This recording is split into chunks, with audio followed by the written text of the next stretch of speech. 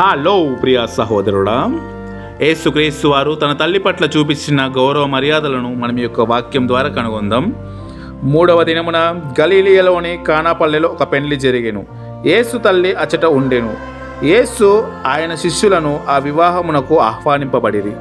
అచట ద్రాక్షాసారము తక్కువ పడగా యేసు తల్లి వారికి ద్రాక్షాసారము లేదు అని ఆయనతో చెప్పెను. స్త్రీ, అది నాకేమి నీకేమి, నా గడియ ఇంకానూ రాలేదు అని యేసు పలికెను. ఆయన తల్లి సేవకులతో ఆయన చెప్పినట్లు చేయుడు అనెను. యూదుల ఆచారం ప్రకారము శుద్ధీకరణకై అక్కడ 6 రాతి బాణములు ఉండెను. ఒక్కొక్క బాణంలో 2-3 కడవల నీరు పట్టును.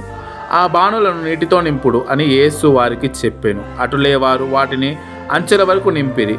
అంతటా ఆయన, మీరు ఇప్పుడు ముంచి విందు పెద్ద వద్దకు కొంచెము తీసుకొని పొండు అని చెప్పగా వారు అటలే తీసుకొని పోయిరి. ద్రాక్షాసారముగా మారిన ఆ నీటిని విందు నడిపే పెద్ద రుచి చూచెను. అది ఎక్కడ నుండి వచ్చెనో అతనికి తెలియదు.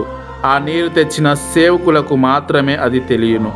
కనుక అతడు పెండ్లి కుమారుణ్ణి పిలిచి, ఎవడైనాను మొదట శ్రేష్టమైన ద్రాక్షాసారమును ఇచ్చును. అందరూ మత్తుగా త్రాగి పిమ్మట తక్కువ రకపు రసమును ఇచ్చును. కానీ నీవు శ్రేష్టమైన ద్రాక్షాసారమును ఇప్పటి వరకు ఉంచితివి అని పలికెను. ఈ విధముగా యేసు గలిలయలోని కానా అను పల్లెలో తన మొదటి సూచక క్రియని ప్రదర్శించి తన మహిమను వెల్లడి చేసెను. ఆయన శిష్యులు ఆయనను విశ్వసించిరి. యోహాను సువార్త 2వ అధ్యాయము 1వ వచనం నుంచి 11వ వచనం వరకు మనం గమనించినట్లయితే, ప్రియ సహోదరుడా, తల్లి మరియమ్మ గారు తల్లి మాట కొరకై యేసుక్రీస్తు వారు తన మొదటి అద్భుత క్రియని ఆ యొక్క కానాపల్లె పెండ్లి విందులో చేసి ఉన్నారండి.